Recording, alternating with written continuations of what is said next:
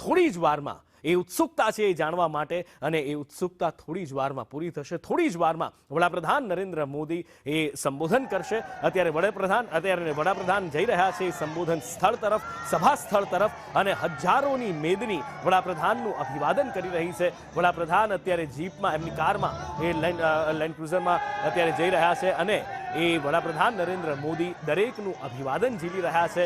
હાથ હલાવી અને વડાપ્રધાન નરેન્દ્ર મોદી દરેકને જય સોમનાથ કહી રહ્યા છે, દરેકનું અભિવાદન ઝીલી રહ્યા છે. દરેકના ચહેરા પર ઉત્સાહ છે, અને આજે વડાપ્રધાનના ચહેરા પર સવિશેષ ખુશી, ચમક, તેજ અને ઉર્જા દેખાઈ રહી છે, ઉત્સાહ દેખાઈ રહ્યો છે. અને હોય પણ કેમ નહીં, કારણ કે શૌર્યને બિરદાવતી આવી ક્ષણો આપણે ભાગ્યે જ જોઈ છે, પણ આપણને વિશ્વાસ હવે છે કે આવનારા સમયની અંદર આ જ રીતે શૌર્યને બિરદાવતી ક્ષણો સમયાંતરે આવતી રહેશે. એમાં ક્યાંય ઉણપ કે ઓટ નહીં આવે, એક વિશ્વાસ પણ આજે બેસે છે. એ વિશ્વાસ પણ કાયમ થાય છે. જ્યારે સ્વાભિમાન પર્વની સોમનાથમાં ઉજવણી થઈ રહી છે, ત્યારે આ હરિની ધરતી છે, આ હરની ધરતી છે, આ વિજ્ઞાનની ધરતી છે, આ ટેકનોલોજીની ધરતી છે, આ ભક્તિની ધરતી છે, આ શક્તિની ધરતી છે, અને આ શૌર્યની ધરતી છે. ત્યારે આ ધરતી પરથી વડાપ્રધાન નરેન્દ્ર મોદી શું સંબોધન આપે છે.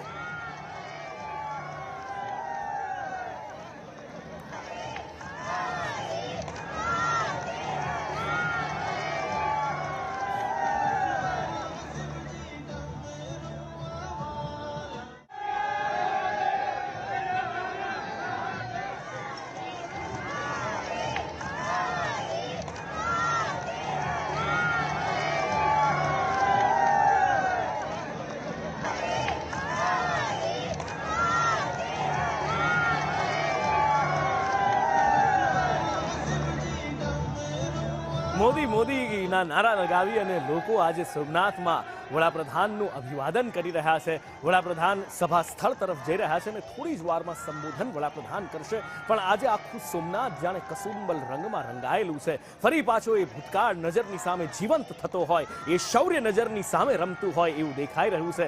અને આ શૌર્યની ધરતી, આ વીરોની ધરતી છે કે જ્યાં બલિદાન આપવામાં ક્યારેય ખચકાટ નથી હોતો.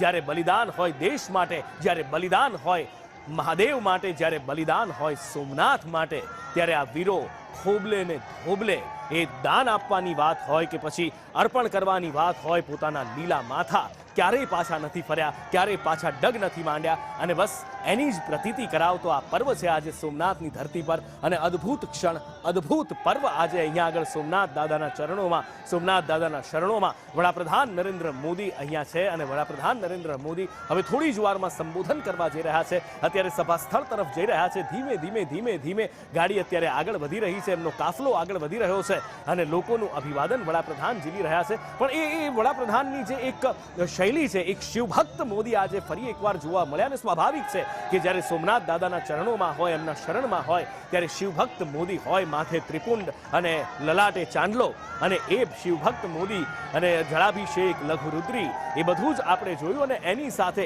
એ જૂનો અને જાણીતો અંદાજ કે જ્યારે કલાકારો મળે ત્યારે એમના ચહેરા પરનું એક ખુશી, એક તેજ અલગ હોય છે. અને એ જ અત્યારે સ્ક્રીન પર પણ દેખાઈ રહ્યું છે. વડાપ્રધાન નરેન્દ્ર મોદીએ ડ્રમ પણ વગાડ્યું હતું, અને ડ્રમ વગાડતા વગાડતા કલાકારને પૂછે છે પણ ખરા, તાલ બરાબર જાય છે ને ભાઈ? અને કલાકાર સામે માથું પણ ઝુકાવે છે. આ અદ્ભુત ક્ષણ છે, આ અદ્ભુત ક્ષણો છે જે ભારતની ધરતી પર આજે જોવા મળી રહી છે. સ્વાભિમાન પર્વનું સમાપન થવા જઈ રહ્યું છે, અને આ સમાપન 3 દિવસ ચાલેલા આ સ્વાભિમાન પર્વનો આજે છેલ્લો અંતિમ દિવસ. અને વડાપ્રધાન નરેન્દ્ર મોદીના એ ભાષણ સાથે, એમના એ શબ્દો સાથે આજે આ સ્વાતંત્ર્ય પર્વ, આ જે પર્વ છે એ સ્વાભિમાન પર્વનું સમાપન થશે.